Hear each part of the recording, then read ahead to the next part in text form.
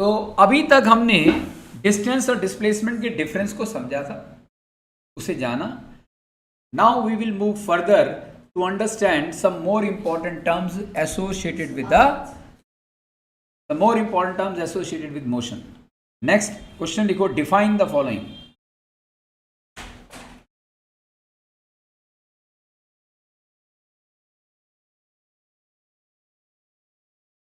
Define the following. The first one,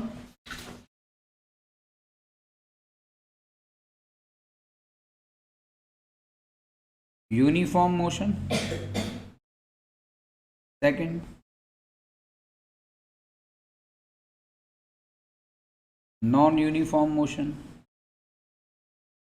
Third, speed. Fourth, uniform speed. Fifth,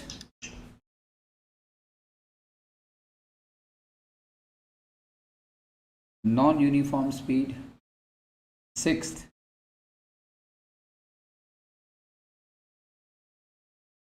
average speed. आज हम इन 6 important terms के बारे में समझें.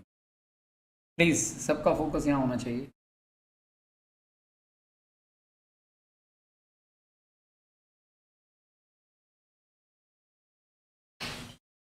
लेट्स कंसीडर, एक तरह प्रैक्टिकल एग्जांपल लूंगा. ये दिमाग से निकाल लो, हम कोई चैप्टर पढ़ रहे हैं, एक जनरल नॉलेज दे रहे हैं. Let's consider a train leaves the daily platform at 10 a.m. in the morning, right, so as to reach to Agra, and let the distance between Delhi and Agra is 180 kilometers. Is it clear? So there is a train which is supposed to leave the Delhi platform at 10 a.m. in the morning, so as to cover a distance of 180 kilometers in order to reach Agra, right? Question नहीं, मैं एक example ले रहा हूँ. मैं ये कह रहा हूँ कि मान लीजिए 10 बजे सुबह एक ट्रेन आगरा के लिए चलती है और दिल्ली और आगरा के बीच में डिस्टेंस 180 किलोमीटर है, राइट. और वो इस डिस्टेंस को कवर करने के लिए 3 घंटे लेती है. यानी कि कितने बजे पहुंच गई आगरा? अरे 10 बजे वो चली तो 3 घंटे अगर वो लेगी, तो आप ही उस ट्रेन में बैठे हो, तो 3 घंटे बाद वो आगरा आपको पहुंचाएगी, तो कितने बजे आगरा पहुंचोगे? 1 बजे पहुंचोगे, राइट. अब यहाँ 2 तरह के एस्पेक्ट सामने आते हैं. ये जो ट्रेन है, मान लिया पहले घंटे के अंदर 60 किलोमीटर कवर करती है, right. Let's consider that the train, right from the beginning 0 second से लेकर, इनफैक्ट 0 मिनट से लेकर, या मैं कह सकता हूं सबसे आइडियली स्पीकिंग 0 आवर से लेकर 1 आवर तक the train covers A distance of 60 kilometre. फिर अगले घंटे में, अगले 1 आवर के अंदर, मैं अगला 1 आवर ले रहा हूं, मैं यूँ कह सकता हूँ, और भी प्रिसाइज अगर मैं करूँ इसे, तो मैं ये कहता हूँ 10 बजे बताया था ना मैंने, 10 बजे, तो 11 बजे उसने 60 किलोमीटर कवर कर लिया. फिर 12 बजे 12 PM आफ्टरनून में अगेन 60 किलोमीटर कवर किया. और ठीक 1 बजे फिर 60 किलोमीटर कवर किया. And hence A total of 180 kilometer has covered. This is the position of Delhi. This is Agra. That means the train reaches Agra at 1 PM. आसान सी बात है ना. लेकिन यहाँ एक खास बात है, 10 से 11 बजे के बीच में टाइम इंटरवल कितना है? 1 आवर. 11 से 12 के बीच में भी टाइम इंटरवल कितना है? और 12 से 1 के बीच में भी टाइम इंटरवल कितना है? और हर 1 घंटे के अंदर, in every 1 hour, same distance travel हो रहा है. बोलो, हर 1 घंटे में same amount of distance travel हो रहा है, राइट और नॉट? इस किस्म के मोशन को, नेचर ऑफ मोशन को, जो ट्रेन चल रही है, तो ट्रेन के अंदर जो मोशन है, जो उसका नेचर ऑफ मोशन है, उसे हम यूनिफॉर्म मोशन कहेंगे। उसे हम क्या कहेंगे? तो अब यूनिफॉर्म मोशन कहेंगे, ये बात इस एग्जाम्पल से तो समझ आ रही है, लेकिन डिफाइन कैसे करेंगे? An object is set to be in uniform motion, an object is said to be in uniform motion if it covers equal distance in equal interval of time. समझ में?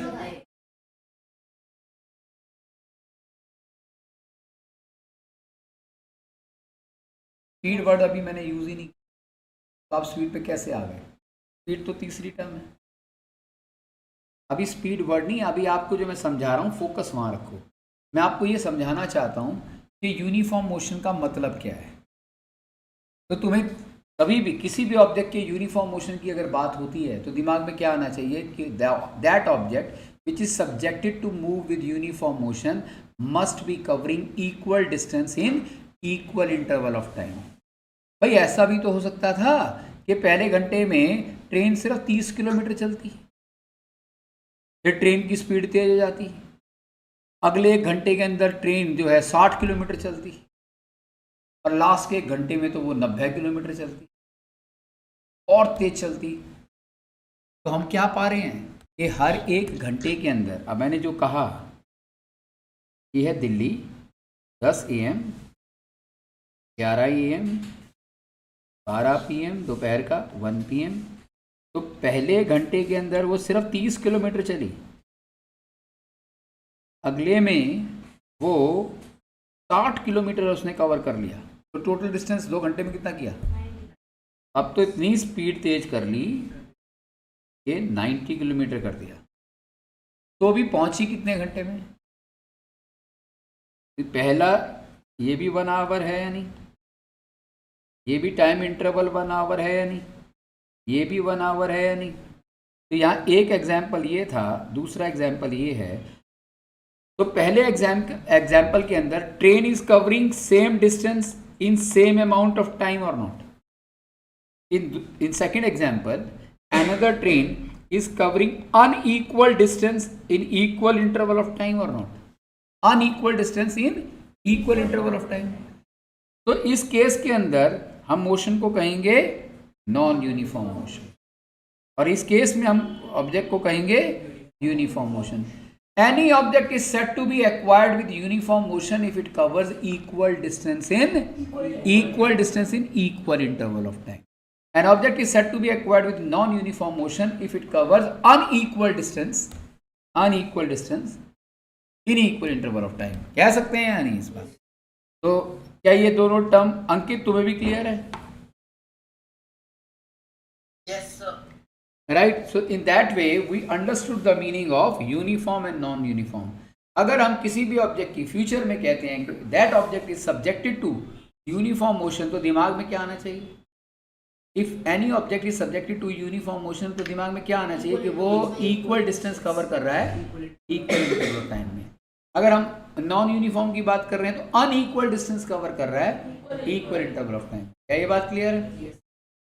तीसरी बात आती है स्पीड। अब आते हैं हम स्पीड के ऊपर। Speed of a body is defined as the distance travelled by the body per unit time. Speed क्या है? स्पीडोमीटर है ना, आपके घर में गाड़ी है तो स्पीडोमीटर होता है या नहीं उसमें, राइट? तो उसके अंदर एक पॉइंटर होता है ना जो फ्लक्चुएट करता है। When your father accelerates the car, obviously the pointer goes towards right. That means indicating the speed is keep on increasing. And when he applies the brakes, obviously the pointer moves towards left, and thereby indicating that the speed is decreasing. So what is speed? Speed is a measure of, speed is the ability of the moving object to cover a particular distance in a given amount of time. देखो, एक है what do you mean by speed, दूसरा है define speed. दोनों में अंतर है। Speed क्या है? स्पीड वो क्षमता है, राइट, एक पर्टिकुलर डिस्टेंस को कवर करने की एक समय के अंदर। एक समय में एक मूविंग ऑब्जेक्ट कितना डिस्टेंस कवर कर रहा है उसको हम क्या कह सकते हैं? स्पीड। तो स्पीड एक फिजिकल क्वांटिटी हुई या नहीं हुई? क्या कहा था मैंने फिजिकल क्वांटिटी के बारे में? Physical quantities are those quantities which are express which helps to explain the various laws of physics and whose measurement is essential. Speed is one of the physical quantity. It is one of the example, right. तो speed of a body simply क्या है? Speed of a body is defined as the distance travelled by the body per unit. Speed means the body is capable to cover a certain distance in a certain amount of time, and speed mathematically can be written as the ratio of distance upon time, right. अगर suppose मैं यहां पर distance लिख रहा हूं 100 kilometre और नीचे time लिख रहा हूं मैं 2 आवर्स, तो स्पीड कितनी आई? 50 किलोमीटर. अब किलोमीटर लेंथ है, राइट. आवर टाइम है, तो किलोमीटर पर आवर हो गया या नहीं हो गया? ठीक है ना. तो स्पीड ऑफ, अगर यहां पर क्वेश्चन आपसे पूछा जाए, an object is moving with a, ध्यान से सुनना, an object is moving with a speed of 50 kilometre per hour, what do you mean by this? Ankit, can you tell me the answer? A speed is moving. An object is moving with a speed of 50 km per hour. What do you mean by that? That the object. नहीं. I need the precise answer. Avni, can you tell me? If your father is driving a car with a speed of 50 km per hour, what do you mean by that? कोई बात नहीं, कोई बात. हाँ. It means that the car can cover the distance. आप बताओ. Gautam, answer is absolutely correct. मैंने यही तो पूछा है, स्पीड क्या है? आप वो स्पीड ही तो बता रहे हो. अगर आपकी गाड़ी की स्पीड 50 किलोमीटर पर आ रहा है, इसका मतलब ये है that your car is capable to cover 50 kilometre in 1 hour. Is it clear? Let us consider that the distance from this place to Sonipat, sorry, not Sonipat, let the distance from this place to Sonipat, let it be 50 kilometer. And if your father is driving the car with a speed of 50 kilometer per hour, और सुबह 10 बजे आप निकले अपनी गाड़ी से 50 kilometre per our की speed से, और दिल्ली और सोनीपत में 50 किलोमीटर का अंतर है, तो कितने बजे पहुंच गए आप वहां पर? 11 बजे. क्यों? क्योंकि आपकी कार जो है 50 किलोमीटर यानी कि सोनीपत पहुंचाने में 1 ही घंटा लेगी. तो speed of a body is 50 kilometre per hour. It means that the vehicle is capable to cover a distance of 50 kilometre in 1 hour. It is the ability of the vehicle to cover 50 kilometre in the given amount of time. That is clear है या नहीं? This is what do you mean by speed. Ankit, clear?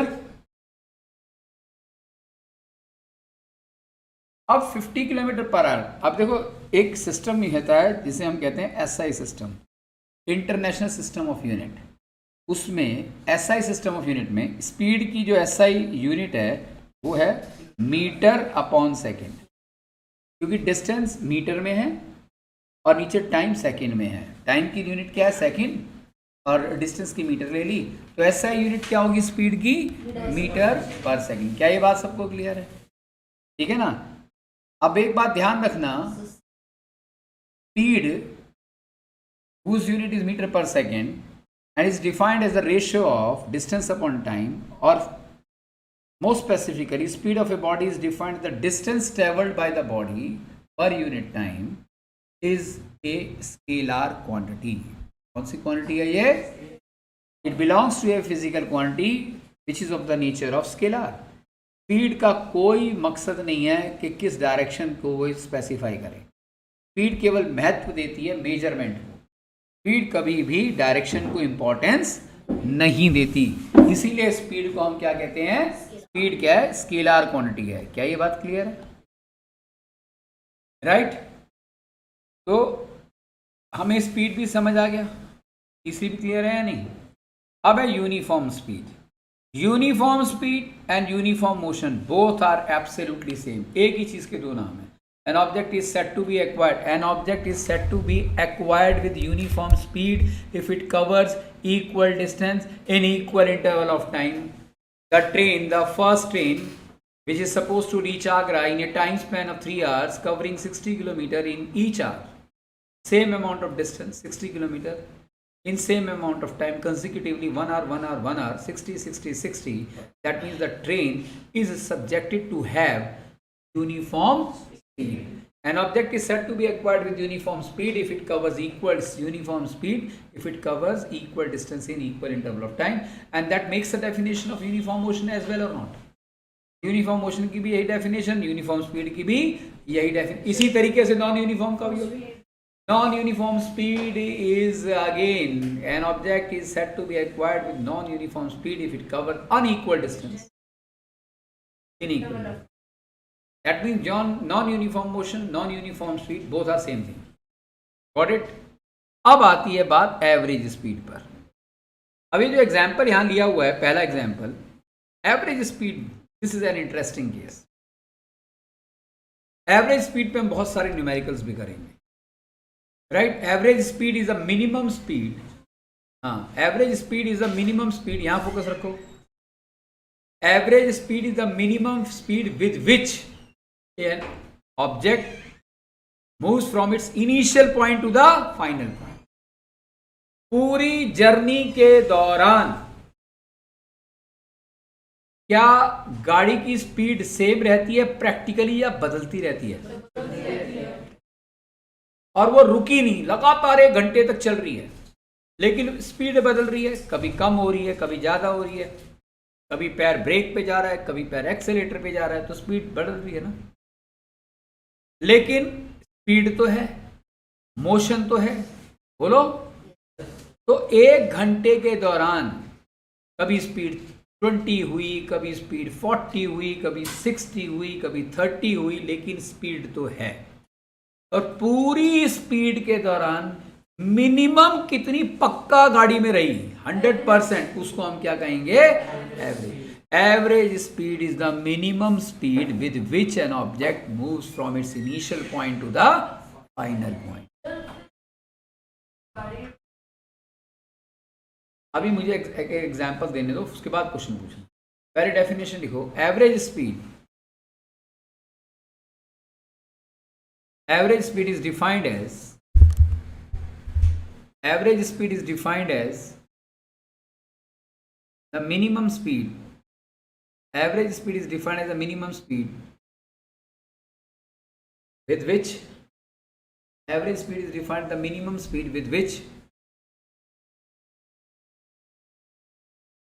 a moving object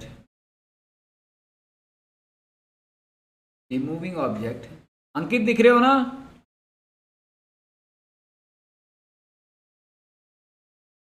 अंकित दिख रहे हो? Yes, sir. हाँ. An average speed is the minimum speed with which a moving object moves right from its initial position to the final position.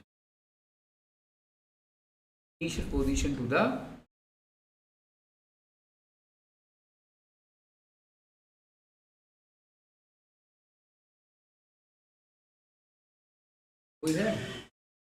Siddharth जरा देखना, video stuck कर गई है live में.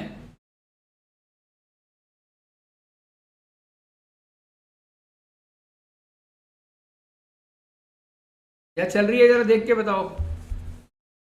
अपने आप अपने मोबाइल पे चेक कर लो. क्या ये क्लियर है बेटा? एवरेज स्पीड का मतलब पूरी जर्नी के दौरान उसमें कम से कम कितनी स्पीड रही, that is known as average speed. Right. Now अगर इतना आपको समझ आ गया है तो ये जो पहला केस है, इसे एवरेज स्पीड मैथमेटिकली हम कैसे डिफाइन करेंगे? Average speed of a body is defined as the total distance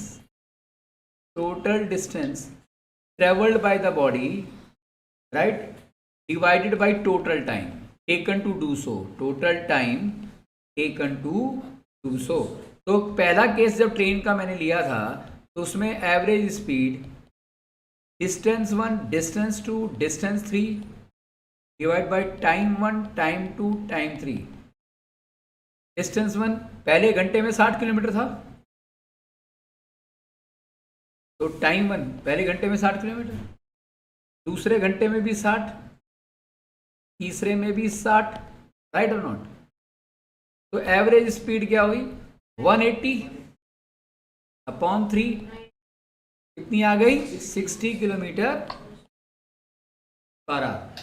यानी कि पूरी जर्नी के दौरान ट्रेन में कम से कम कितनी स्पीड रही 60 किलोमीटर, राइट। क्या ये बात क्लियर है?